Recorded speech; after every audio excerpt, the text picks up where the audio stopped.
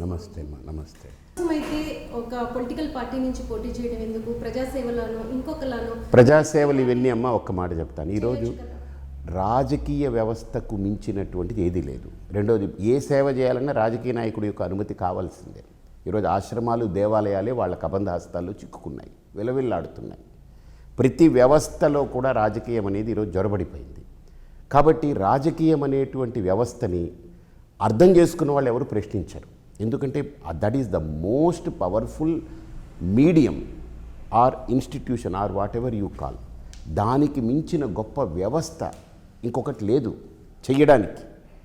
దేన్నైనా అడ్డుకునేదానికి కూడా అదే గొప్ప వ్యవస్థ. చేసే వాళ్ళని అడ్డుకోవాలన్నా, వాళ్ళు చేయాలన్నా పెద్ద వ్యవస్థ ఒక రాజకీయ వ్యవస్థ. దాంట్లోనే మనం దిగాలి. ఎందుకంటే నేను ఎన్ని ప్రవచనాలు చెప్పి ఏం చేసినా దాని ఉపయోగం లేదు. ఇప్పుడు చూడండి, ఇప్పుడు సత్యసాయిబాబా గారు ఉన్నారు. ఆయన కొన్ని దశాబ్దాల కాలం అలాగ చేస్తూ ఉంటే ఈరోజు ఒక పుట్టపర్తి అనేటువంటిది ఒక నీళ్ళు ఇవ్వగలిగాడు ఆయన కదా.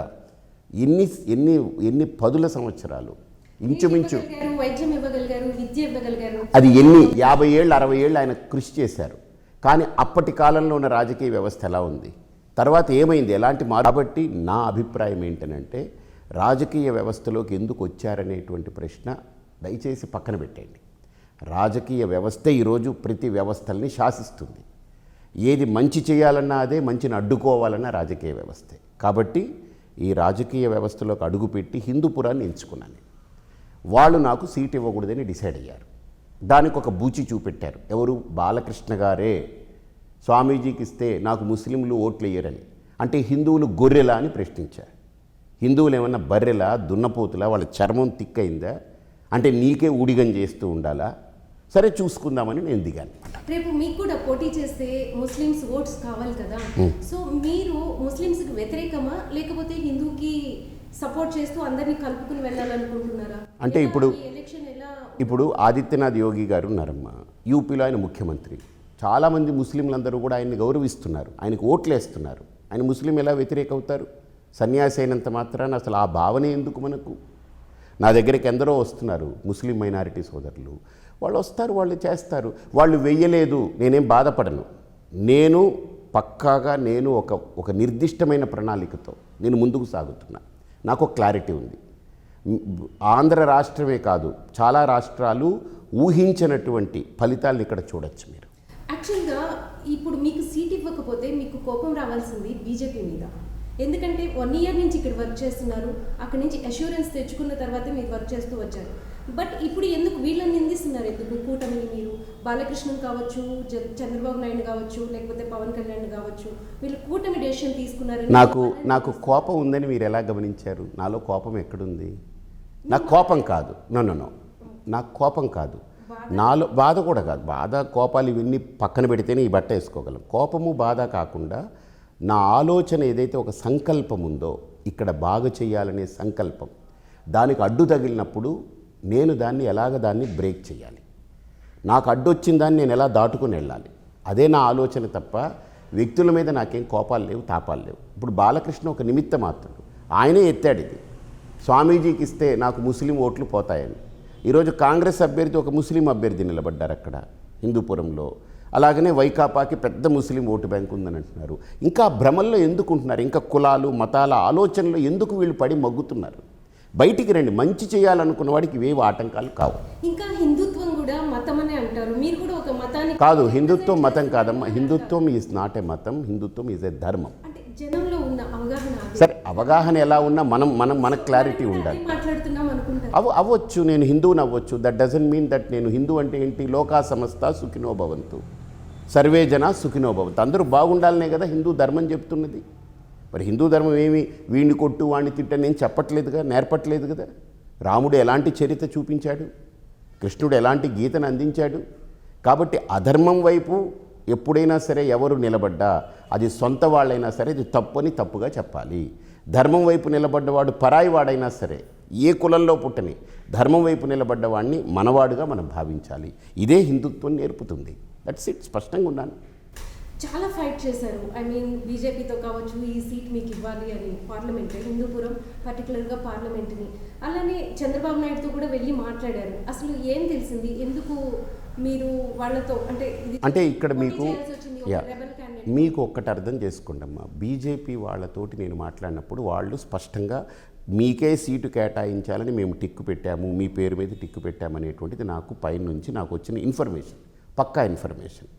ఇక్కడ కేవలం బాలకృష్ణ గారి యొక్క మాట పట్టుకొని, లోకేష్ గారి మాట పట్టుకుని చంద్రబాబు నాయుడు గారు నిస్సహాయతని వ్యక్తం చేశారు. ఆయన స్వయంగా చెప్పారు, నేనేమీ చెయ్యలేకపోతున్నాను, మీరనేది అక్కడ గెలుస్తారు తప్పక, ఓపెన్గా చెప్పారు ఆయన. అక్కడ టీడీపీ క్యాండిడేటు, ఎంపీ క్యాండిడేటు ఒక బలమైన క్యాండిడేట్ కాదు, అయినా కూడా మాకు తప్పని పరిస్థితి, ఓపెన్గా ఒప్పుకుంటే నేనేం చెప్పాలి చెప్పండి. నేను స్పష్టంగా మాట్లాడుతున్నాను మీతోటి, నేనేమి ఎడమరికలు లేవు. కాబట్టి ఇంక వేరే మార్గం లేదు. ఇంకా మీరు చెప్తున్నారు, చంద్రబాబు నాయుడు గారు కూడా చెప్పారు, నేనేమీ చేయలేను, నా చేతుల్లో లేదని.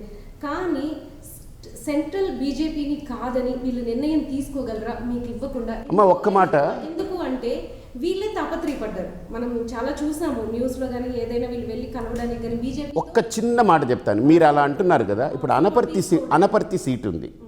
అనపర్తి సీటు బీజేపీకి సంబంధమే లేదు. బీజేపీ అడుగుతుందా? అడగదు. పోనీ బీజేపీకి ఇచ్చారనుకోండి, బీజేపీ పెట్టిన కార్యకర్తని ఆయన ఉపయోగపడడం చెప్పి మళ్ళీ టీడీపీలో ఉన్నటువంటి వ్యక్తి ఎవరైతే ఆ సీటు ఆశించారో, ఎవరికైతే ఆ సీటు వెళ్ళాలో ఆ వ్యక్తిని తీసుకొచ్చి బీజేపీలో పెట్టి సీటు ఇప్పించారు. అసలు ఇది ఏం జరుగుతుంది ఇక్కడ? బీజేపీ అంత అసమర్థతగా ఉందా అలయన్స్లో? వాళ్ళు వదిలేశారమ్మా, వాళ్ళు they don't want to poke their nose.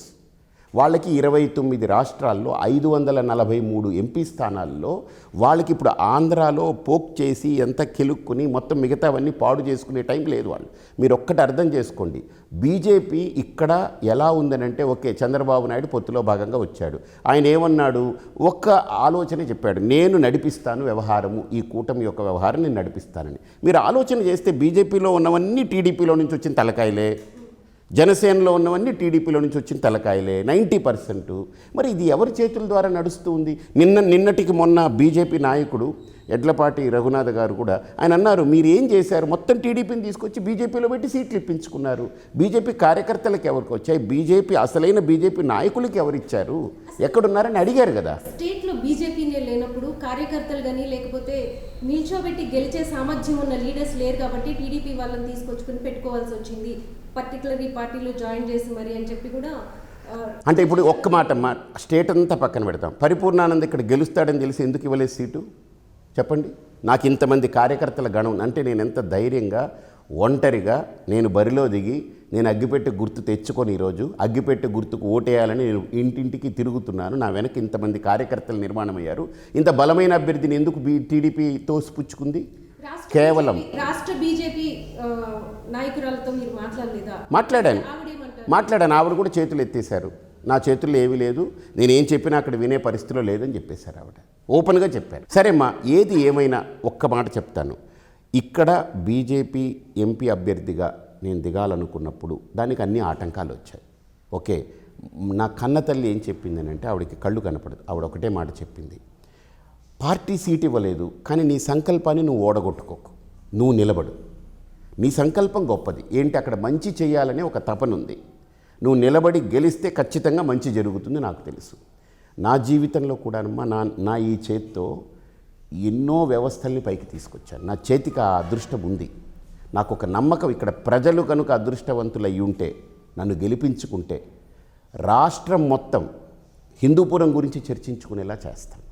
ఒక అగ్గి ఒక పుల్ల గీస్తే ఎలాగైతే నిప్పు పుడుతుందో, నేను ఈ హిందూపురంలో ఒక అభివృద్ధి అనేటువంటి ఫైర్ని ఇగ్నేట్ చేయగలను. నాకు ఒక విజన్ ఉంది. నేను 5 నెలలుగా ఇక్కడ ఏదో పారాషూట్ వేసుకొని దిగలేదు. మా వాళ్ళు 1.5 సంవత్సరంగా ఇక్కడ వర్క్ చేస్తున్నారు. నేను 12 ఏళ్ల క్రితం నుంచే ఇక్కడ దృష్టి పెట్టాను. అప్పటికి ఇప్పటికి ఏమీ మార్పులు లేవు, ఎక్కడ ఏమీ మార్పులు కనపట్లే. వీళ్ళ జీవన విధానాల్లో కానీ వీళ్ళ జీవన ప్రమాణాల్లో కానీ ఏ మెరుగుదల లేదు. కారణం ఏంటంటే, నేను ప్రచారానికి వెళ్తుంటే గుంపులుగా ఆడవాళ్ళు వచ్చి, స్వామి మీకు దండం పెడతాం, మాకు నోట్లొద్దు, నీళ్ళు ఇప్పించండి, తాగే నీళ్ళు ఇప్పించండి, మేము కొనుక్కొని సస్తున్నాం, రోజు బిందె 20 రూపాయలు, బిందె 30 రూపాయలని కొనుక్కొని తాగాల్సిన దుస్థితిలో ఉన్నాం, మీకు మేము ఓటు వేయాలి అని అంటే మీరు మాకు నీళ్ళు ఇస్తారా అని అడిగారు. నేను వెంటనే ఆలోచన చేసి నా పరిధిలో ఎంత ఉంటుందని నేను కొంతమందితో మాట్లాడిన తర్వాత నేను ఒక నిర్ణయం తీసుకుని చెప్పాను. ఇక్కడ ఈ హిందూపురం పరిధిలో 40,000 గడపలకి తాగునీరు రోజు 40 లీటర్లు కేవలం లీటర్ 10 పైసలు. ఆ 4 రూపాయలు కూడా ఎందుకనంటే ట్రాన్స్పోర్టేషన్ వరకే.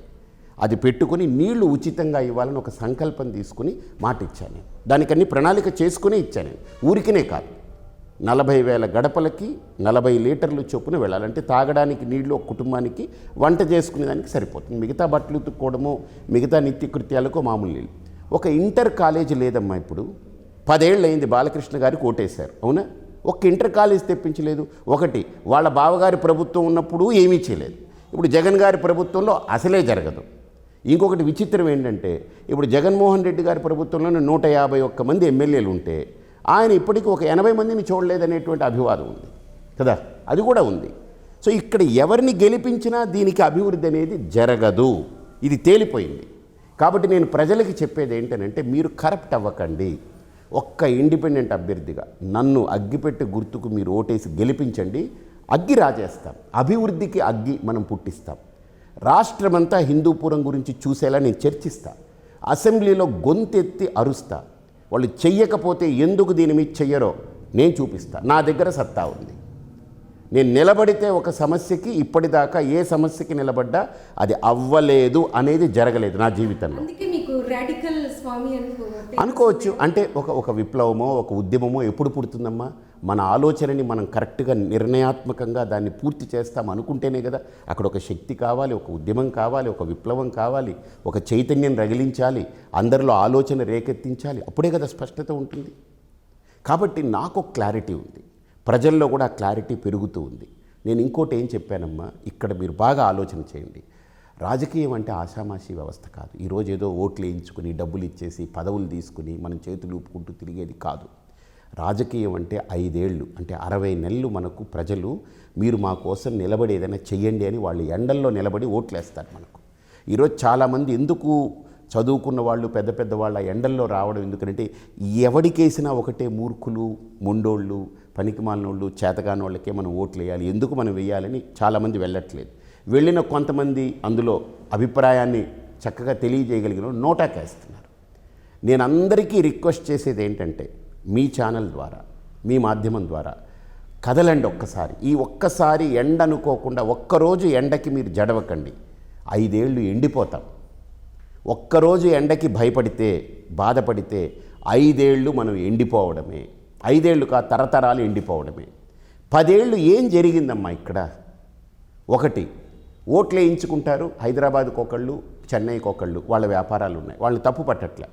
ఇప్పుడు బాలకృష్ణ గారు నటుడు, మంచి నటుడు, ఆయన సినిమాలో వాళ్ళ నాన్నగారు ఆ విధంగా వచ్చింది. బట్ ఇది నటన కాదు, ఇది జీవితాలు. 2,50,000 మంది జీవితాలని మన చేతుల్లో పెడుతున్నారు. ఓట్లు వేసిన వాళ్ళు సగం ఉండొచ్చు, ఓట్లు వేయని వాళ్ళు ఉండొచ్చు, మనకు ప్రత్యర్థులకు ఓట్లు వేయచ్చు, వేరే అభ్యర్థికి, లేదా ఓటే రాని వాళ్ళు ఉండొచ్చు, చిన్నపిల్లలు ఉండొచ్చు, ముసలోళ్ళు ఉండొచ్చు.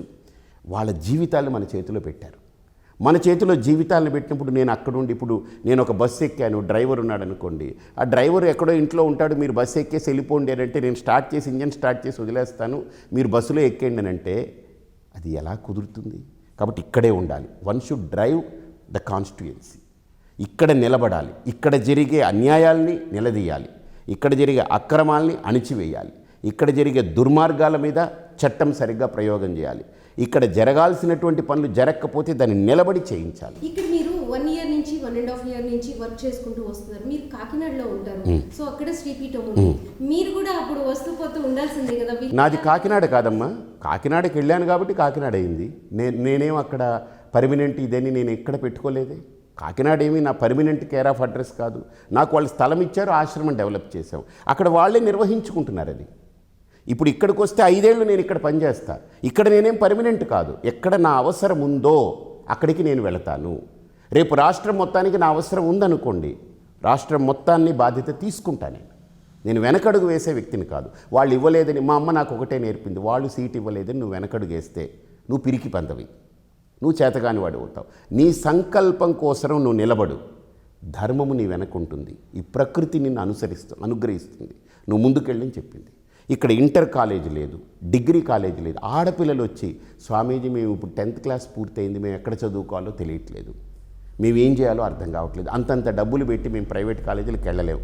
ఇక్కడ నుంచి అనంతపురం వెళ్ళి రావాలంటే మాకు కుదరదు. హాస్టల్లో అక్కడ ఉండి ఏదైనా రూమ్ తీసుకొని చదవాలంటే మా ఇంట్లో వాళ్ళు ఒప్పుకోరు. ఇన్ని సమస్యలు ఉన్నాయని వాళ్ళు వచ్చి చెప్తున్నారు. తాగడానికి నీళ్లు కొనుక్కునే దుస్థితిలో ఉంది ఇక్కడ. దీనికోసమే మీరు ఒక మేనిఫెస్టో మీరు కూడా తయారు చేశాను, పక్కా తయారు చేశాను. ఆ సప్తపదికి అడుగులు ఎలా ఉన్నాయి, స్టార్టింగ్ ఎలా అనిపిస్తుంది మీకు? అది ఖచ్చితంగా నేను ఇప్పుడు హాస్పిటల్కి వెళ్తే డాక్టర్లు కూడా నా చేయి పట్టుకుని మాట్లాడుతున్నారు. 800 మంది అవుట్ పేషెంట్స్ వస్తున్నారు. అసలు సిగ్గు లేదమ్మా మనకు. 800 మంది పేషెంట్లు వస్తే ఒక్క డాక్టర్ 800 మందికి ట్రీట్మెంట్ తీసుకోవాలంటే సగటున ఒక పేషెంట్తో కనీస పక్షం ఒక 7 నిమిషాలు కూర్చోకపోయినా డాక్టరు ఆ రోగం ఏం తెలుస్తుంది, పేషెంట్తో ఏం మాట్లాడతారు, ఏం రాస్తారు కదా. 7 నిమిషాలు ఒక పేషెంట్కి అయితే ఒక గంటలో ఎన్ని చేయగలరమ్మా? మ్యాక్సిమం అయితే 10 మందిని చూస్తే చాలా ఎక్కువ ఒక గంటకి. అలాంటిది 8 గంటలు ఉన్నాయనుకోండి, 80 మందిని చూడగలరు. కానీ అదే డాక్టర్ 800 మందిని చూడడం అని అంటే సాధ్యమా? 8 గంటలు ఆయన అటు ఇటు కదలకుండా 80 మందిని చూడగలరు. పోనీ ఆయన చాలా అనుభవజ్ఞుడై ఉండి ఇంకా చూడగానే పసిగట్టేది ఉంటే, ఏదన్నా శక్తి ఉంటే 100 మందిని చేయగలరు. కానీ మిగతా 700 మంది దుస్థితి ఏమిటి? ఆ జబ్బులతోటే మగ్గాలి. డాక్టర్లు చేతులు పెట్టి అడుగుతున్నారు, మంచి డాక్టర్లు ఇక్కడ పెట్టాలి. డాక్టర్లు ఎవరు రావట్లేదు, పరికరాలు లేవు, సదుపాయాలు లేవు, సౌకర్యాలు లేవు. ఇక్కడ పేషెంట్లు వస్తే మేము న్యాయం చేయలేకపోతున్నామని వాళ్ళు ఏడుస్తున్నారు. కొంతమంది డాక్టర్లతో నేను మాట్లాడితే వాళ్ళు ఎక్కడెక్కడో పెద్ద పెద్ద స్థాయిలో ఉండాల్సిన వాళ్ళు వదులుకొని ఇక్కడ సర్వీస్ చేయడం కోసం ఈ ఊరు మాదిని వచ్చిన డాక్టర్లు ఉన్నారమ్మా. వాళ్ళ తపన నాకు అర్థమవుతుంది. కానీ దీన్ని ఓన్ చేసుకునే వ్యక్తి లేరు ఇక్కడ. అందుకనే నేను ఓన్ చేసుకున్నా. ఇది అంటే నేను ఒక సన్యాసిని, ఎక్కడైనా వెళ్ళగలను, దేనైనా ఓన్ చేసుకోగలను, అంతే కదా. కాబట్టి నేను హిందూపురాన్ని ఓన్ చేసుకున్నా. లెటస్ ఈ హిందూపురం నన్ను ఓన్ చేసుకుంటే వాళ్ళు అదృష్టవంతులు. నేను ఓపెన్గా చెప్తాను. మీరు ఇంతకుముందు ఒక మాట అన్నారు, నా అవసరం ఎక్కడుంటే నేను అక్కడికి వెళ్తాను, ఒకవేళ రాష్ట్రం మొత్తానికి నా అవసరం ఉంటే వెళ్తాను అని అన్నారు. ఎందుకని మీలాంటి వాళ్ళని బీజేపీ ఎందుకు గుర్తించట్లేదు? ఇప్పుడు పురంధరేశ్వరి ఆమె ఎన్టీఆర్ వారసురాలు, కూతురు, నాకు వారసురాలు. చంద్రబాబు నాయుడు ఉన్నారు, లోకేష్ ఉన్నారు, బాలకృష్ణ ఉన్నారు, అలానే వాళ్ళ అల్లుడు భరత్ వైజాగ్ నుంచి పోటీ చేస్తున్నారు. సో ఇంతమంది పోటీ చేస్తున్నారు. మరి అలా ఒక కుటుంబ వ్యవస్థని బీజేపీ ఎందుకు సపోర్ట్ చేస్తుంది? ఇండివిజువల్గా మీరు పోటీ చేస్తారంటే మిమ్మల్ని ఎందుకు కాదంటుంది? మీలాంటి వాళ్ళకి ఎందుకు ఈ లీడర్షిప్ ఇవ్వలేకపోతుంది? ఇస్తుందేమో, భవిష్యత్తులో ఇస్తుందేమో. ఒకటి చెప్తానమ్మా, లీడర్షిప్ ఒకళ్ళు ఇస్తే వచ్చేది కాదు. Leader will emerge from crisis అన్నారు. అంటే ఒక సమస్య పుట్టినప్పుడే, సమస్య జటిలమైనప్పుడే ఒక వ్యక్తిలో నాయకత్వ పటిమలు అనేది బయటపడతాయి. ఇల్లు కాలిపోతుంది అనుకోండి, నేనేం చేయాలనే ఆలోచన అప్పుడు బయలుదేరుతుంది. ఎక్కడో వీధిలో ఇల్లు కాలింది అనుకోండి, వాడు ఆలోచన సలహాలు చెప్తుంటాడు, పడుకుని హాయిగా కాలు మీద కాలు వేసుకుని సలహాలు చెప్తాడు. కాబట్టి ఈరోజు రాష్ట్రానికి ఒక సమస్య అనేటువంటిది పుట్టింది, ఆల్రెడీ పుట్టింది, మనం చూస్తున్నాం. ఈయన 70,000 కోట్లు, ఈయనేమో 1,70,000 కోట్లు. ఏది పథకాలు మామూలుగా లేవు. ఈ రాష్ట్రం ఇంకొక రాబోయే 2 ఏళ్లలో ఈ రాష్ట్రంలో ఎవడు మామూలుగా వ్యాపారాలు చేసుకునేవాళ్ళు కానీ, ఉద్యోగాలు చేసుకునేవాళ్ళు కానీ ఎవరు ఉండే పరిస్థితి కనపడట్లేదు. ఎందుకంటే 1,70,000 కోట్లతో సంక్షేమ పథకాలంటే ఎక్కడికి వెళ్ళాలి, ఏం చేయాలి? 4 రాష్ట్రాల బడ్జెట్టు ఒకే రాష్ట్రంలో సంక్షేమ పథకానికి. 4 రాష్ట్రాల్లో చేసే సంక్షేమ పథకాల బడ్జెట్లు చూస్తే ఒక రాష్ట్రంలో 50,000 కోట్లు, ఇంకో రాష్ట్రంలో 52,000 కోట్లు, ఇంకో రాష్ట్రంలో 35,000 కోట్లే, ఒక రాష్ట్రంలో 60,000 కోట్లు. ఇవన్నీ కలిపితే ఒకే రాష్ట్రం యొక్క సంక్షేమ పథకాల బడ్జెట్ కింద తయారు చేశారు. సంక్షేమ పథకాలు ఒక రాష్ట్రాల్లో ఇవ్వట్లేదు కదా, సెంట్రల్ గవర్నమెంట్ కూడా ఇస్తుంది. బీజేపీ చేస్తున్న పనిని బీజేపీ కాదమ్మా, కాదు, బీజేపీ చేస్తున్నటువంటిది సంక్షేమ పథకం అని కాదు. మౌలిక సంక్షేమ పథకాలు వేరు, ఓట్ల గురించి సంక్షేమ పథకాలు వేరు. ఇప్పుడు బీజేపీ ఇచ్చేది బియ్యం ఇస్తుంది, ఎవరికి అర్హులైన వాళ్ళందరికీ కూడా ఎవరికి కారణం వాళ్ళకి ఇస్తుంది. అలాగనే ఆరోగ్యం గురించి బీమా పెట్టింది, ఆరోగ్య బీమా అని పెట్టింది, చాలా గొప్ప బీమా, 5 లక్షలకి వాళ్ళకి పెట్టింది. సో ఇలాగ బీజేపీ పెట్టే సంక్షేమ పథకాలు ఏవైతే ఉన్నాయో అది మౌలికమైనటువంటి సదుపాయాలు, మౌలికమైన వసతులు అర్హులైన వాళ్ళకి కల్పించాలి అనేటువంటిది వాటి యొక్క విధానం. ఇక్కడ మనం చూస్తే, మీరు చూస్తే ఈ సంక్షేమ పథకాలు అర్హత ఉందా లేదా, ఇది ఇవ్వాలా ఇది వద్దా, ఏమీ లేదు. ఇప్పుడు బస్సు ఫ్రీగా పెట్టారమ్మా, ఎవరు తిరగాలి? దాంట్లో అవసరం ఏంటి? దాంట్లో అవసరం లేదు. అలాగ మనం ప్రశ్నించుకుంటూ పోతే ఈ అనవసరమైనవన్నీ కూడా కేవలం ఓట్లు రాబట్టుకునే దానికి మాత్రమే ఇద్దరూ కూడా రాష్ట్రాన్ని తీసుకెళ్ళి బొందబెడుతున్నారు. ఇది వాస్తవం, ఇది ప్రజలందరూ మాట్లాడుకుంటున్నది, నేను చెప్పేది కాదు. కాబట్టి తప్పకుండా నా అవసరం వస్తుంది. నాలో ఆ వ్యక్తిత్వాన్ని కూడా మీరు చూస్తారు. మీరు బొంద పెడుతున్నారు అంటున్నారు, ఇద్దరికి పాయింట్స్ ఇస్తారా ఎవరెంత బొంద పెడుతున్నారు ఏంటి అని? ఎందుకంటే అమ్మ 70,000 కోట్లతో ఇప్పుడు ఈయన 13 లక్షల కోట్లు అప్పు చేశారని, ఇప్పుడు 1,70,000 కోట్ల సంక్షేమ పథకాలతో ఈయన 13 లక్షల కోట్లు ఇంచుమించు 2 ఏళ్లలో చేసేయచ్చు. ఇప్పుడు ఈయన 5 ఏళ్లకి తీసుకొస్తే అంతకుముందు ప్రభుత్వం ఈ ప్రభుత్వం కలిపి 10 ఏళ్లలో 13 లక్షల కోట్లకి అప్పుకు చేరుకుంటే ఇప్పుడు ఈ 1,70,000 కోట్లతో 2 ఏళ్లలో మరో 13 లక్షల కోట్లకు వస్తుంది. దివాలా అంతే, దివాలా కోరుతనమే ఇది. ఇంకొకటి చెప్తాను మీకు, మీరు ఇన్ని ప్రశ్నలు వేస్తున్నారు కదా, ఒక్కసారి మన దేశంలో జరిగిన ఒక సంఘటన చూడండి. 7 ఏళ్ళు అయింది ఇప్పుడు ఉత్తరప్రదేశ్ ముఖ్యమంత్రిగా ఆయన పదవి బాధ్యతలు చేపట్టి. బందిపోట్లు, దొంగలు, గజ దొంగలు, మర్డర్లు, మానభంగాలు, అవినీతి, అక్రమాలు, దగాకోర్లు, కుట్ర, ఒకటి కాదు అన్నిటితో చిట్టాలు చదివితే ఒక సహస్రనామం చదవచ్చు. అంత దౌర్భాగ్యంతో కూడుకున్న రాష్ట్రాన్ని ఈరోజు క్లీన్ చేసి 7 ఏళ్లలో 70,000 కోట్లు మిగులుకి ఆదాయానికి తీసుకొచ్చి ఆ రాష్ట్రాన్ని నిలిపారంటే ఈరోజు భారతదేశంలో సంపన్న రాష్ట్రంలో ఒక రాష్ట్రంగా మారబోతుంది ఉత్తరప్రదేశ్ అంటే గత 60 సంవత్సరాలుగా జరపలేని, ఎవ్వడూ చేయలేని పని ఒక సన్యాసి 7 ఏళ్లలో చేశాడు. ఎలా సాధ్యమైంది? ఎలా సాధ్యమైంది? ఈ రాష్ట్రం కంటే గొప్ప బందిపోట్లు అక్కడ రాష్ట్రంలో బందిపోట్లు చూస్తే ఇక్కడ 10% కూడా లేరు. దగాకోరులు అక్కడికంటే ఇక్కడ 10% కూడా లేరు. అన్నిట్లో 10%. మేధావులు ఇక్కడ ఎక్కువ, చదువుకున్న వాళ్ళు. మీరు విదేశాల్లో చూస్తే ప్రతి 5 ఎంప్లాయీస్ ఉంటే దాంట్లో 2 తెలుగు వాళ్ళు ఉంటారు. ఎస్పెషలీ ఆంధ్ర నుంచి ప్రధానంగా ఎక్కువ మంది ఉంటారు. మీరు గమనించి చూడండి. మరి ఇంత మేధావితనం ఉంది, ఇంత లిటరసీ పర్సంటేజ్ ఉంది, మనకు వనరులు ఉన్నాయి. అరే ఇసుక చూస్తే ఇసుక దందా, మద్యం చూస్తే మద్యం దందా, లేకపోతే ఇది చూస్తే ఇది దందా. కులం, ఈ కులం తెచ్చి వాడు పనికి బాలనోడైనా సరే ఏ పని చేయకపోయినా మన కులం గెలవాలి. ఈ దరిద్రం ఏమిటో ఇది ఒక పెద్ద కరప్షన్, ఇది క్యాస్ట్ కరప్షన్ ఇది. నేను అందుకనే ఇక్కడ ప్రజలకు ఒకటే చెప్తున్నా, హిందూపురం ఒక ఆదర్శంగా నిలబడాలి. ఖచ్చితంగా ఒక ఆదర్శవంతమైనటువంటి నియోజకవర్గంగా నిలబడాలి. 175 మంది అసెంబ్లీలో ఒక కాషాయం ధరించి నన్ను ఊహించుకోండమ్మా. సభా మర్యాదలు నేర్పాలమ్మా. ఈరోజు నిజంగా చెప్తున్నా, మీరు ఒక స్త్రీ కాబట్టి మీ దగ్గర చేతులు జోడించి చెప్తున్నా, ఎత్ర నార్యస్తు పూజ్యంతే రమంతే తత్ర దేవత అంటారు. నాకు బాధ కలుగుతుంది. ఏంటనంటే శాసనసభలో కూర్చుని మహాభారతం గుర్తుకొస్తుంది. ద్రౌపదిని నిండు సభలో చీర విప్పి అందరూ హాహా అని నవ్వుకుంటూ ఉన్నారు. ఈరోజు మన ఆంధ్ర రాష్ట్రం యొక్క శాసనసభ పరిస్థితి చూస్తే నీ భార్య ఎవడితో పోయింది, నీ భార్య వాడితో పోయిందని ఆడోళ్ళని లాక్కొచ్చి వాళ్ళు ఆ రోజు చీరిప్పారు, కానీ వీళ్ళు అన్నీ విప్పేస్తున్నారు. ఇది నిజంగా తల్లికి జరిగే అవమానం, తల్లికి జరిగే అవమానం. ఒకరు అమ్మ ఒడి అని పెట్టారు, ఇంకొకరు తల్లికి వందనం అని పెట్టారు. ఆ పదాలకి ఇద్దరూ నాకు తెలిసి న్యాయం చేయట్లేదు. కాబట్టి నాలాంటి వాడిని ఎన్నుకోండి. జ్ఞానం ఉన్నవాళ్ళు, మేధావులు, పాపం పామరులో లేకపోతే ఏమీ తెలియక కేవలం ఏదో ఆ రోజు మందు పోశారు, ఒక 1000 రూపాయలు ఇచ్చారనే దానికి ఆలోచించి వెళ్ళిపోయేటువంటి వ్యక్తుల గురించి నేను ఎక్కువ ఆలోచనలే. నేను వాళ్ళకు కూడా చెప్తున్నా, మన మొహాన 1000 రూపాయలు కొడితే నేను అన్నీ ఎక్స్ప్లెయిన్ చేస్తాను మీకు. 5 ఏళ్లలో ఏడాదికి 200 చొప్పున అవుతుంది, అంతేనా? ఏడాదికి 200 చొప్పున 5 ఏళ్ళకి 1000 రూపాయలు అవుతుంది. అంటే రోజుకి ఎంత ఇచ్చినట్టమ్మా? మన మొహాన పడేసినట్టు 50 పైసలు. ఒక ముష్టి 50 పైసలు ఇస్తే మన ఉనికిని, మన అస్తిత్వాన్ని మనం అమ్ముకోవద్దు కదా. ఈరోజు ముష్టివాడికి వేసిన 10 రూపాయలు వేస్తే కానీ వాడు ఆలోచన చేయడు. మనం 1 రూపాయి వేస్తే వాడు అటు ఇటు చూస్తున్నాడు. అర్థం చేసుకోండి. మన మొహాన 50 పైసలు వేసి మనం ఓటు వేయించుకుంటున్నాం, మనం ఓటు ఇస్తున్నాం. 50 పైసలకి అగ్గిపెట్టి కూడా రాదు. కాబట్టి నాది అగ్గిపెట్టి గుర్తు, వేయండి, ఓటేయండి. ఈ అగ్గి మీకు అభివృద్ధిని సాధిస్తుంది. కొన్ని కోట్ల రూపాయల కంటే విలువైనటువంటి అభివృద్ధిని ఇస్తుంది. మీ తరతరాల్ని కాపాడుతుంది. ఇది నేను చెప్పేది ప్రతి ఒక్కళ్ళకి. సభా మర్యాదలు నేర్పాలమ్మా. ఈరోజు మీరు గమనించండి, ఏ రాష్ట్రంలో అయినా నీ పెళ్ళాం ఆడితో పోయింది, ఈడి పెళ్ళాం ఇటు పోయిందని అసలు ఆ మాట్లాడుకునే కుసంస్కృతి. నేనైతే కౌరవులు సమస్తము నాశనమైపోయారంటే కేవలం స్త్రీ యొక్క శాపమే. రామాయణంలో లంక మొత్తం దహనమయ్యి రావణాసురుడి యొక్క వారసత్వం మొత్తం నశించిందంటే శాపం స్త్రీ శాపమే. గుర్తుపెట్టుకోండి, రామాయణ భారతాలు చెప్తున్నాయి. మీరు గుర్తు తెచ్చుకోండి మీ భార్యల్ని. ఇప్పుడు దీనివల్ల ఏమైంది? ఈయన గొప్పవాడు, ఆయన గొప్పవాడు అవ్వలేదుగా. ఇద్దరూ పనికిమాలిన వాళ్ళే అవుతున్నారుగా. మీ భార్యల్ని వీధుల్లో పెట్టుకుని, మీ అక్క చెల్లెల్ని వీధుల్లో పెట్టుకుని, మీ అమ్మల్ని, మీ తాతల్ని, మీ అవ్వల్ని వీధిలో పెట్టుకుని ఎవరు దీంట్లో దిగజారుతున్నారు? మీరే కదా.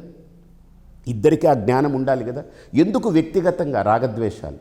ఎందుకు వ్యక్తిగతమైన టార్గెట్లు ఉండొద్దు కదా. కాబట్టి నేననేది సంస్కారం ఈరోజు సభా మర్యాదకు రావాలి, లేకపోతే మన ఆంధ్రుల్ని ఎత్తువని ఉమ్మేస్తారమ్మా.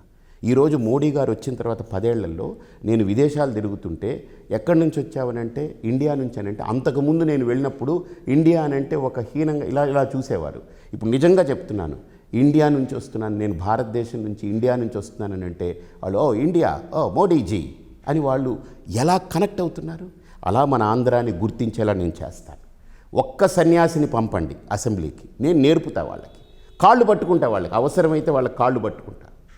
ఎందుకంటే ఈ ఆంధ్ర యొక్క పరువు పోకూడదమ్మా, సభా మర్యాదలు ఉల్లంఘించకూడదు. అలానే వ్యక్తిగత దూషణ భూషణలకు వెళ్ళిపోయారు వీళ్ళు. ఇప్పుడు ఎలాగంటే రాజకీయం అంటే పరాకాష్ట, రోడ్లో కనిపిస్తే రాళ్ళు తీసి కొట్టు, కత్తులతో నరికే, లేకపోతే ఆయన బాంబులేసి చంపు, లేకపోతే గుడ్డలోటి తీసి కొట్టి తరుము.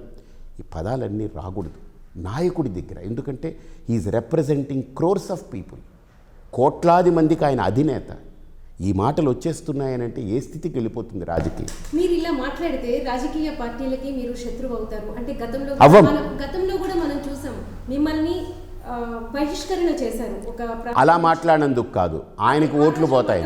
సబ్జెక్ట్ వేరు, బట్ మీరు ఇంత అగ్రెసివ్ గా మాట్లాడతారు కాబట్టి అందరికీ శత్రువు అవుతున్నారు. కానీ లేదమ్మా, ప్రజల దృష్టిలో లేదమ్మా, లేదు. నేను వాళ్ళకి శత్రువు అవ్వాలని నేను ఎప్పుడు అనుకోవట్లేదు. వాళ్ళు తీసుకోరు, ఎందుకంటే వాళ్ళు కూడా ఆలోచిస్తారు. అరే నిజంగా మన భార్యల్ని, మన అక్క చెల్లెల్ని, మన ఇంట్లో వాళ్ళని నిజంగా వీధిలో పెట్టుకుంటున్నామే. భార్య అనేది ఎవరమ్మా? అన్నీ వదిలేసి, కులము, వాళ్ళ గోత్రము, వాళ్ళ ఇంటి పేరు అన్నీ వదిలేసి, ఇల్లు వదిలేసి నీతో పాటు నడిచి వచ్చింది.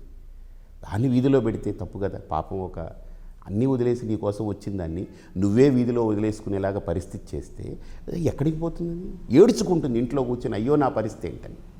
జస్ట్ బికాజ్ నువ్వు రాజకీయ వ్యవస్థలో ఉన్నావని నీ భార్య బలి కాకూడదు కదా, నీ ఆడపిల్లలు బలి కాకూడదు కదా, ఇళ్లల్లో ఉండేటువంటి ఆడవాళ్ళని మనం వీధిలోకి రాకూడదు కదా. నేను అనేది ఇద్దరికి నేను చెడు చెప్పట్లేదు, మంచి చెప్తున్నా. శత్రువు అవ్వాలనుకోవట్లేదు. ఇప్పుడు ఏ ముఖ్యమంత్రులు కానీ, ఏ ఎమ్మెల్యేలు కానీ, ఏ మినిస్టర్లు కానీ, ఈ పార్టీ కానీ ఆ పార్టీగా నేనేమంటున్నానంటే, నాయన మీకు దండం పెడతాను, మీ ఆడవాళ్ళని ఇందులోకి లాక్కండి. నేను మంచి చెప్తున్నాను కానీ చెడు చెప్పట్లేదు కదా. వాళ్ళు నాశనం అవ్వాలని నేను కోరుకోవట్లేదు కదా. ఓ సంస్కారవంతుడిని మీరు ఎంచుకుని 175 మంది ఎమ్మెల్యేలమ్మా, ఒక్క సంస్కారవంతుడిని ఎంచుకుంటే ఖచ్చితంగా అక్కడ ప్రయోజనం మొదలవుతుంది. మామూలుగా ఏదో బట్టలు వేసుకుంటే వేరే ఒక సన్యాసిని, ఒక కాషాయం ధరించిన వాడిని నేను వెళతాను, వాళ్ళ కాళ్ళు పట్టుకుంటాను, నాకేం ఇబ్బంది లేదు. నేను సన్యాసిని, మానవమానాలకి దూరంగా వెళ్ళినవాడిని. ఇప్పుడు కూడా చెప్తున్నా, ఇక్కడ గెలుపోవటం నన్ను ముట్టుకో. ఇక్కడ ప్రజల అదృష్టవంతులై నా ప్రతి మాట వాళ్ళకి ఎక్కిందనంటే గెలిపించుకుంటారు. మీరు ఒక స్వామి, ఒక సన్యాసి, కానీ రాష్ట్రంలో చూసుకుంటే 2 పార్టీలని కూడా మీరు విస్తృతంగా విమర్శిస్తున్నారు. లేదమ్మా, అనుకోవచ్చు విమర్శ అంటే అలా కాదు, అంటే ఏమీ జరగట్లేదు, అభివృద్ధి చేయలేదు. సో ఇప్పుడు మీరు అన్నీ కూడా ఒక విమర్శ కిందకే వస్తాయి. ప్రశ్న అమ్మా ఇది. ఓకే, ప్రశ్న కావచ్చు, ఏదైనా కావచ్చు, విమర్శ రూపంలో ప్రజలకు వేస్తున్న ప్రశ్న కావచ్చు, రాజకీయ నాయకులకు వేస్తున్న ప్రశ్న కావచ్చు. కానీ ప్రజలకు ఒక ప్రత్యామ్నాయం ఉండాలి కదా ఎన్నుకోవాలంటే. ఈ 2 పార్టీల్లో మీరు చూస్తే ఎవరు కొద్దిగైనా చేశారని మీకు అనిపించలేదా? నేను ఒక్క మాట చెప్తానమ్మా. ఇప్పుడు ఇద్దరికీ నేను మార్కులు వేయడానికి ఇప్పుడు దగ్గరకు వచ్చేసాను.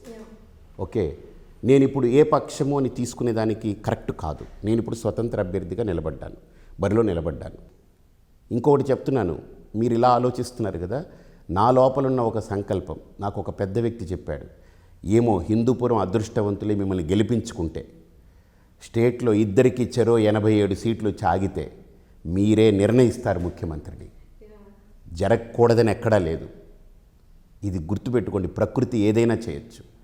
ఆ రోజున ఒక సంస్కారానికి, ఆంధ్ర అంటే ఒక గొప్పతనానికి పీట వేస్తుంది హిందూపురం ఆ రోజు పీట వేసినట్టు అవుతుంది. ఖచ్చితంగా ఈరోజు టైట్ ఫైట్ ఉందని అంటున్నారు, టఫ్ ఫైట్ అంటున్నారు, ఇద్దరికీ చాలా బిగుసుకుపోతుందని అంటున్నారు. ఇద్దరికీ కంపెనీలు సర్వేలు చేసేస్తున్నాయి, వీళ్ళని చెప్తున్నాయి. ఇద్దరికీ మీడియాలు, ఇద్దరు సరిసమానమైన మీడియా బలాలు ఉన్నాయి. అంతే, నేను మధ్యలో ఉన్నాను, ఏమి ఇబ్బంది లేదు. నేను ఒక్కటే చెప్తున్నాను, హిందూపురంలో ఉన్నటువంటి ఓటర్లందరూ విజ్ఞతతో ఖచ్చితంగా ఓటేస్తే, హిందూపురంలో అగ్గిపెట్టి గెలిస్తే, గుర్తుపెట్టుకోండి, అగ్గిపుల్ల గీస్తే రాష్ట్రమంతా వెలుగు రావాలి. చాలా చోట్ల చూశాను, బాలకృష్ణని ఓడించడమే అజెండాగా పరిపూర్ణానంద స్వామి వచ్చారు. ఇప్పుడు అంటే పార్లమెంట్ పోటీ చేయకుండా కేవలం హిందూపూర్ అసెంబ్లీకి పోటీ చేస్తున్నారని అంటున్నారు. మీ ఒపీనియన్ ఏంటి? ఒక్క మాట, ఒక్క మాటమ్మా, నేను మనస్ఫూర్తిగా సత్యం చెప్తున్నాను. ఎంపీగా నిలబడదామని వచ్చా, కేవలం హిందూపురం అనే పేరుతోటి వచ్చాను. ఇది వెనకబాటుతనం ఉంది, మనం దీన్ని చెరపాలి, మనం గట్టిగా పనిచేయాలి, 5 ఏళ్ళని వచ్చాను. అయితే నాకు అవకాశం కల్పించలేదు. హిందూపురం పేరుతో ఉన్నటువంటి మరొక అంశం ఏంటంటే ఇక్కడ హిందూపురం అసెంబ్లీ, అదొక అడ్వాంటేజ్. నేను ఇప్పుడు పార్లమెంటుకి వేసి నేను ఇన్ని చోట్ల తిరగలేను. రెండోది, నా దగ్గర డబ్బులు లేవు, నేను డబ్బులతో రాజకీయం చేయాలని రాలేదు. రెండోది, డబ్బులతో రాజకీయం చేసి మళ్ళీ ఎంత డబ్బులు పట్టుకుపోదామని రాలేదు. నేను ఇక్కడికి ఒట్టి చేతులతో వచ్చాను, రేపు వెళ్ళేటప్పుడు కూడా ఒట్టి చేతులతోటే వెళ్తాను. 5 ఏళ్ళు నేను ఇక్కడ నిలబడి చేసే అభివృద్ధి దేశం గుర్తిస్తుంది. ఇంకోటి చెప్తాను, ఇక్కడ ఏ ఎమ్మెల్యే గెలిచినా, సపోజ్ బాలకృష్ణ గారు గెలిచారనుకోండి, అక్కడ జగన్ ప్రభుత్వం వచ్చిందనుకోండి, జగన్మోహన్ రెడ్డి గారి ప్రభుత్వం వచ్చిందనుకోండి, వైఎస్ఆర్, ఈయన ఏం చేయలేరుగా.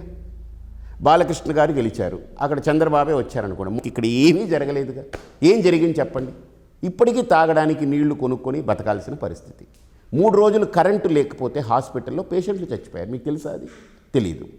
ఇంటర్ కాలేజ్ లేదు, డిగ్రీ కాలేజ్ లేదు, రోడ్లు సరిగ్గా లేదు, డ్రైనేజ్ వ్యవస్థ లేదు. ఇంకోటి చెప్తానమ్మా, నిన్న నేను ఒక ప్రదేశానికి వెళ్ళాను, 28వ వార్డు ఏదో ఉంది, అక్కడికి వెళితే మోతుకుపల్లి అని, అక్కడ డంపింగ్ యార్డ్ ఉంది. నిజంగా జనాలకి దండం పెట్టాలి. మొత్తం ఊర్లో ఉండే ఈ పక్క ఉండే ఊర్లో ఉండే చెత్తంతా అక్కడ వేస్తున్నారు. అక్కడ ఇది ఉంది, ఏది మన ఈ ఆవుల్ని గోవుల్ని వధించేటువంటి శాలలు ఉన్నాయి. దాని వ్యర్థాలన్నీ తీసుకొచ్చి అక్కడ వేసి రాత్రిపూట నిప్పు పెడితే అక్కడ వచ్చే దుర్గంధము, ఆ కంపుతోటి ఆ ప్రజలు బతుకుతున్నారు. ఆ కలుషమైన వాటర్ అంతా అక్కడ వదులుతున్నారు. నిజంగా నేను వెళ్ళి చూసి, అమ్మ మీరు చెత్తలో బతుకుతున్నారా, మీ జీవితాలు చెత్త అయిందా అని అనిపించింది నాకు. నేను వాళ్ళకి మాట ఇచ్చా, నేను ఇక్కడ ఉంటే అది ఆల్రెడీ మార్చాలని చెప్పి ఒక ప్రతిపాదన వచ్చింది. 5 కిలోమీటర్ల దూరంలో వేరే ఫ్రీ ల్యాండ్ చూశారు. ఆ డంప్ యార్డ్ అక్కడ మార్చాలంటే ఇక్కడ ఏవో ఒత్తిళ్ళు. ఇక్కడ ఎమ్మెల్యే ఉండరు చెప్పుకునేదానికి, ఎమ్మెల్యే ఇక్కడ ఓటేస్తే ఉండరు. నేను అందుకే ఇక్కడ ఉంటానని చెప్తున్నా. నేను ఇప్పుడు బాలకృష్ణ గారు నేను ఎప్పుడూ విమర్శించలేదు. ఆయన నటుడు, ఆయన సినిమాలు చేయాలి, ఆయన షోలు చేయాలి. రాజకీయాలు వద్దంటారు? రాజకీయాలని కాదమ్మా, రాజకీయం చేస్తే ఫుల్ టైం ఇక్కడ కూర్చోవాలి, ఇక్కడ ఇల్లు కట్టుకోవాలి, లేదా ఒక ఇల్లు అద్దెకి తీసుకొని ఇక్కడే ఉండాలి. ఆయన సంవత్సరానికి 10 రోజులు వస్తారమ్మా. ఏం చేస్తారు ప్రజలకు చెప్పండి మీరు? ఈ ప్రజలు కూడా ఆలోచించాలి కదా. మేము ఈ పార్టీకి 40 ఏళ్ళగా వేస్తున్నాం, 40 ఏళ్ళగా ఎందుకు 40 ఏళ్ళగా మొయ్యాలి? నీకు మంచి చేసే వ్యక్తి రావాలి, అది కోరుకోండి. మిగతావన్నీ పక్కన పెట్టండి, కాసేపు పక్కన పెట్టండి. ఆ మోతుకుపల్లిలో ఒక్క డంప్ యార్డు మార్చలేకపోయారు, ఇన్ని సంవత్సరాలుగా పడుంది. వ్యర్థాలు అందులో వేసి కాలుస్తుంటే కంపుకి జనాలందరూ రోగాలు వస్తున్నాయి. వాళ్ళు చిన్న చిన్న పిల్లలు, చదువుకునే పిల్లలు నా దగ్గరికి వచ్చి స్వామీజీ ఇలా జరుగుతుందని చెప్తుంటే నాకు బాధ కలుగుతూ ఉంది. తాగడానికి నీళ్ళు ఏమంటే, ఇప్పుడు బాలకృష్ణ గారు సినిమా చేసి సక్సెస్ అయ్యి 100 days ఆడింది అనుకోండి, ఇక్కడ తాగే వాళ్ళకి నీళ్లు లేకపోతే ఆ 100 days సక్సెస్ ఇక్కడ వాళ్ళకి నీళ్ళు ఇస్తుందా? లేదే. నువ్వు 100 రోజులు ఇక్కడ కూర్చుంటే, కనీసం ఏడాదికి ఒక 100 రోజులని నన్ను ఉంటే అది 100 days. మీరు ఇంత నిబద్ధతగా మాట్లాడుతున్నారు, ఇంత ఈ నియోజకవర్గానికి చేయాలని మీకు ఒక సంకల్పం ఉంది, కానీ డబ్బు లేదు. సో ఈరోజు ఓటుకి డబ్బు ఇవ్వందే ఎక్కడ ఓటు వేసే పరిస్థితి కూడా మనకు కనిపించట్లేదు.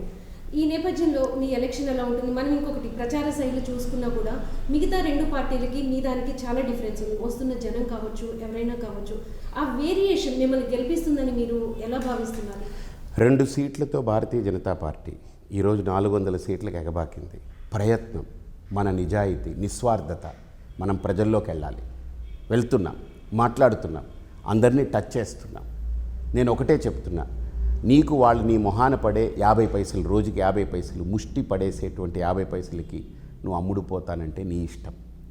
లేదు, నాకు నా అదృష్టం మారాలి, నా తలరాత మారాలనే కోరిక నీకుంటే, ఇక్కడ హిందూపురంలో మీరు అనుకుంటున్నారమ్మా, చదువుకున్న వాళ్ళు, ఉద్యోగస్తులు, వ్యాపారస్తులు, తర్వాత ఇక్కడే ఉంటున్నటువంటి యువత, అలాగనే నిరుద్యోగ సమస్యలతో బాధపడుతున్న యువత, నేను రాగానే ఫస్ట్ నేను ఏం చేశానంటే, నేను ఏం చేయగలను ఆలోచించి 58 కంపెనీలతో మాట్లాడించుకొని, నాకు పరిచయం ఉన్న వాళ్ళతోటి, వ్యవస్థతోటి ఇక్కడ జాబ్ మేళా పెడితే ఒకటే రోజు స్పాట్లో 700 మందికి ఆఫర్ లెటర్స్ తోటి ఇప్పించాను. నా చుట్టూ తిరిగారు. మీరు ఇందాక అన్నారే, దాంట్లో 180 మంది ముస్లిం పిల్లలు ఉన్నారు. వాళ్ళందరూ వచ్చి స్వామీజీ హమ్ ఆప్కే సాథ్ హై అన్నారు. నాకు అనిపించింది, బాధలో మనిషికి అన్నం పెడితే మతం చూడరు, కులం చూడరమ్మా. ఆకలికి అన్నం పెడితే నువ్వు ఏ కులం అని చూడరు. ఇప్పుడు యాక్సిడెంట్ అయింది ఒక మనిషికి ఎగ్జాంపుల్ చెప్తాను. ఆయన హాస్పిటల్లో చేర్చారనుకోండి, వాళ్ళు వచ్చి, డాక్టర్ గారు మీరు ఏ కులం, మీరు రెడ్డా, మీరు కమ్మ, మీరు బ్రాహ్మల, మీరు వైశ్యుల, లేకపోతే మీరు కురబా బోయ చూడరమ్మా, నువ్వు హిందువా ముస్లిమా చూడరమ్మా, ముందు మా వాడిని కాపాడండి అంటారు. అక్కడ కులమతాలు రావమ్మా. ఈరోజు హిందూపురంలో మనుషుల యొక్క పరిస్థితి అది అవసరం, అత్యవసరం. 3 రోజులు కరెంటు లేక పేషెంట్లు చచ్చిపోయారు హాస్పిటల్లో అంటే నేను వెళ్ళి డాక్టర్ని అడిగితే మా పరిస్థితి బాగోలేదని అంటున్నారంటే ఏమిటి ఇక్కడ మనం సాధించింది? కాబట్టి నా నిజాయితీ, నా నిస్వార్థత ఖచ్చితంగా నన్ను గెలిపిస్తుందని అయితే నాకు నమ్మకం ఉంది. రెండోది, నాలెడ్జ్ హబ్ అని 10,000 ఎకరాలు 12,000 ఎకరాలు సుమారు కేటాయిస్తే సప్తపదుల్లో ఇది కూడా ఒకటి ప్రధానమైంది. ఇప్పటికి దానికి వేసిన రాయి కూడా ఏమీ లేదు, అది పోయింది, కాలగర్భంలో మట్టిలో కలిసిపోయింది. ఈ పాటికి నిజంగా నాయకత్వానికి ఆ శక్తి ఉంటే నాకుందమ్మా, నేను నేరుగా మోడీ గారి దగ్గరికి వెళ్ళి కూర్చుంటా. నన్ను గెలిపించండి, ఒక ఎమ్మెల్యేగా ఇండిపెండెంట్ అభ్యర్థిగా నన్ను గెలిపించారు, ఎందుకంటే దేశం చూస్తుంది నా వైపు. నేను ఒక్కటి చెప్తున్నానమ్మా, హిందూపురం వైపు ఈరోజు దేశం చూస్తుంది. బీజేపీ ఒకటే చూడలేదు మీ వైపు. లేదమ్మా, బీజేపీ కూడా చూస్తుంది. ఈయన ఎలా పోరాడుతాడు, ఈయన ఎలా తట్టుకుంటాడు. ఎందుకంటే పోరాట పటిమను కోరుకుంటారు ఎవరన్నా. పోరాడే వ్యక్తిని, ఇప్పుడు మనకు కోవిడ్ వచ్చింది, కోవిడ్ వస్తే ఎవరిలో ఇమ్యూనిటీ ఉండి ఎవరైతే దానికి పోరాడగలం వాళ్ళే బతుకుతాం కదా. నాలో ఆ ఆరాటం ఉంది, ఆ పోరాట పటిమ ఉంది, నేను నిలబడాలని. ఒకడు ఇవ్వలేదని నేను వాళ్ళని విమర్శిస్తూ వెనకడుగు వేసే శక్తి, ఆ ఆలోచన, పిరికి పంద ఆలోచన నాకు లేదు. నిలబడతాం. ఏముంది, ఓడగొట్టారా వాళ్ళ దురదృష్టవంతులు, గెలిపించుకున్నారా వాళ్ళ అదృష్టవంతులు. గెలిపించిన తర్వాత హిందూపురాన్ని దేశంలో రాస్తా నేను సువర్ణాక్షరాలతో. మోడీ గారి దగ్గరికి వెళ్తాను నేను, లేపాక్షి గురించి, నాలెడ్జ్ హబ్ గురించి వారి దగ్గర పెడతాను నేను. ఈ సత్తా ఇక్కడ గెలిచే ఏ నాయకుడికైనా ఎమ్మెల్యేకు ఉందా? నేను అదే ప్రశ్నిస్తున్నాను. వెళ్ళి నేరుగా మాట్లాడగలరా? ఈ బాలకృష్ణ వెళ్ళగలరా మోడీ గారి దగ్గరికి? కూటమిలో ఉన్నారు కదా, వెళ్ళి మాట్లాడగలరా? మోడీ గారి గురించి ఎన్ని మాటలు అన్నారు ఆయన? ఇప్పుడు ఆయన దగ్గరికి వెళ్ళగలరా? వెళితే ఆయన ఎలా ఉంటుంది ఆలోచన చేయండి. ఇప్పుడు ఇక్కడ వైఎస్ఆర్సీపీ కదా అన్న తర్వాత 2019లో అప్పుడు అన్నారు. అవును అవును మళ్ళీ ఇప్పుడు కలిసిపోయారు కదా. అవునమ్మా. రాజకీయాల్లో మీ పార్టీ కూడా మామూలుగానే ఉంది. కాదు ఒక చిన్న మాట చెప్తానమ్మా. కలిసిపోవడం వేరమ్మా, ఆలోచనలు కలవడం వేరు. ఇప్పుడు కలిసిపోతే మొన్న మేనిఫెస్టో ఏం చెప్పారమ్మా? మాకు సంబంధం, అసలు ఆయన ముట్టుకొని కూడా లేదు, అసలు ఆయన చేత్తో కూడా ముట్టలేదు. అదేదో ఒక అంటరాని దానిలో ఏమంటున్నారంటే ఈ 1,70,000 కోట్లు మా నెత్తి మీద ఎందుకు పెట్టుకోవాలి, మాకు సంబంధం ఏంటని వాళ్ళు దండం పెడుతున్నారు. మీరే అన్నారుగా కలిసిపోయారని. ఎక్కడ కలిసాయి? బయటికి చేతులు కలవడం కాదమ్మా, మనసులు కలవాలి, బుద్ధి కలవాలి, ఆలోచనలు కలవాలి. అది కలయికంటే. ఇప్పుడు ఇద్దరికి పెళ్లి చేసామనుకోండి, ఇద్దరికి నచ్చలేదనుకోండి, ఏదో ఒక 6 నెలలు మీరు పడుండయా, తర్వాత మీకు విడాకులు ఇవ్వాలా, ఏమి ఇవ్వాలా, డైవర్స్ ఆలోచిద్దాం. ఒక 6 నెలలు అయితే ఒక రూఫ్ కింద పడుండండి చూసుకుందాం అని అంటే, ఈ 6 నెలలు పడుండడం కూడా వాళ్ళకి నరకతుల్యంగా ఉంటుంది. అర్థమైంది కదమ్మా? సో కలయిక గురించి మనం స్పష్టంగా మాట్లాడుకుంటే అన్నీ బయటకు వస్తున్నాయి, అన్నీ తెలుస్తున్నాయి. కాబట్టి అది పక్కన పెడదాము. మనం నిజాయితీగా మాట్లాడుకుంటే, నన్ను హిందూపురం ప్రజలు గెలిపించుకుంటే నేను ఇక్కడ అసెంబ్లీలో రచ్చ చేస్తాను. నేను హిందూపురం నేను రచ్చ చేస్తాను. అవసరమైతే ధర్నా చేస్తాను, దీక్ష. నన్ను పంపించండి మీరు. అరే మీ వాయిస్ నేను మీ గురించి గొంతెత్తి అరుస్తాను. ఇక్కడ బోయలకి ఎస్టీ హోదా ఇస్తామని చెప్పారమ్మా. నేను ప్రతిజ్ఞ చేశా బోయలందరికీ, నేను తెప్పిస్తా మీకు. ఎందుకంటే మోడీ గారు కూడా 2019 ఆయన యొక్క ప్రసంగాల్లో కర్నూలు వచ్చినప్పుడు ప్రమాణం చేశారు. వారి దగ్గరికి చట్టం చేసి పంపాలి కదా. నేను అసెంబ్లీలో రచ్చ చేస్తా, బోయలకి ఎందుకు ఎస్టీ రాదు నేను చూస్తా. ఇక్కడే కాదు, మొత్తం స్టేట్లో ఉన్న బోయలందరికీ ఆ ఎస్టీ హోదా వస్తే వాళ్ళకి ఎన్ని వసతులు వస్తాయి, వాళ్ళ జీవన ప్రమాణాలు మెరుగుపడతాయి కదా. నా ఆలోచన అలా ఉంటుంది, అది నేను చేయగలను. ఇప్పుడు వైఎస్ఆర్సీపీ వ్యక్తి గెలిచారే అనుకోండి, మోడీ గారి దగ్గరికి వెళ్తారా? వెళ్ళలేరు. వాళ్ళు వాళ్ళకి భారతదేశంలో ఉన్న అంతమంది ఎమ్మెల్యేలు ఒకళ్ళు.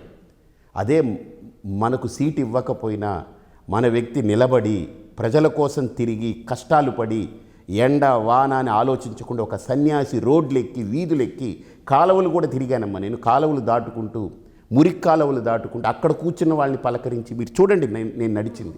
అదే అడుగుదాం అనుకున్నాను. యాక్చువల్గా ఏంటంటే స్వామీజీగా మీరు ఎన్నో అంటే జనం మీ దగ్గరికి రావడానికి తాపత్రయపడతారు, మీకు పూజలు చేయడానికి తాపత్రయపడతారు, మిమ్మల్ని కలవడానికి ఇష్టపడతారు. బట్ ఈరోజు మీరు వాళ్ళ గడప నాకు అదే సమస్య అమ్మా. ఇప్పుడు హిందూపురంలో చాలా చోట్ల పాపం వాళ్ళకి నన్ను ఎలా రిసీవ్ చేసుకోవాలో తెలియదు. ఈ కాకినాడ నుంచి, రాజమండ్రి నుంచి, విజయవాడ నుంచి జనాలు వచ్చి వాళ్ళు అన్నారు, మీరు మా ఊర్లో నిలబడొచ్చు కదా, మీరు తిరగకుండా మేము చేస్తాం. అది నాకు ఇష్టం లేదు, ఇక్కడ కావాలి. అక్కడ నేను నిలబడితే గెలిచేస్తాను. నలుగురితో నారాయణ, గుంపులో గోవింద, అంతే కదా. 100,000 లింగాల్లో నేను ఒక లింగం అవుతాను. అది కాదు, నేను జ్యోతిర్లింగం కావాలి. నేను మామూలు లింగం కాదు, జ్యోతిర్లింగంగా కావాలి. ఇప్పుడు భారతదేశంలో 12 జ్యోతిర్లింగాలు కదా. అలాంటి జ్యోతిర్లింగాల్లో అత్యద్భుతమైన ఒక జ్యోతిర్లింగంలా నేను ప్రతిష్ఠ కావాలంటే నేను ఇక్కడ నడవాలి, నేను గడప తొక్కాలి, నేను ఆ కాలువలు దాటాలి, వాళ్ళు మురికి వాడల్లో ఉన్నటువంటి వాళ్ళ వాడల్లోకి వెళ్ళాలి. నేను నిన్న వెళ్ళింది ఆ డంప్ యార్డ్, ఆ కంపది చూస్తే నిజంగా నాకే చాలా బాధేసింది. కాబట్టి నా నిజాయితీతో నేను వెళుతున్నానమ్మా, నాకు ఒక స్పష్టత ఉంది. ఇప్పుడు మీరు కాకినాడ అక్కడ అంతా పరిసర ప్రాంతాలన్నీ కూడా మీకు బాగా సుపరిచితం. అక్కడ మీకు చాలా మంది భక్తులు ఉన్నారు, వేలాది మంది. పిఠాపురం ఎలా ఉండబోతుంది? అంటే మీ కూటమి అభ్యర్థి అక్కడి నుంచి పవన్ కళ్యాణ్ పోటీ చేస్తున్నారు, వైసీపీ నుంచి వంగగీత పోటీ చేస్తున్నారు, అంటే ఎలా ఉంటుందనేది మీ అంచనా? నాకు పవన్ కళ్యాణ్ గారి గురించి తక్కువ తెలుసమ్మా, నాకు పరిచయం లేదు, నేను కలవలేదు. వంగగీత గారు నన్ను చాలాసార్లు కలిశారు. ఆశ్రమంలో నేను ఉన్నప్పుడు ఆవిడ మామూలు భక్తురాల్లాగా నన్ను, ఆవిడ వైసీపీలో ఉన్నా సరే నన్ను కలవడానికి టీడీపీ వాళ్ళు వస్తారు, జనసేన వాళ్ళు వస్తారు, కాంగ్రెస్ వాళ్ళు వస్తారు, మీకు తెలియదేమో కమ్యూనిస్టు వాళ్ళు వచ్చారు, అందరు వస్తారు. దాంట్లో ఈవిడ కూడా ఒక భక్తురాల్లాగా నేను మొన్న యాగం చేసినప్పుడు వచ్చారు.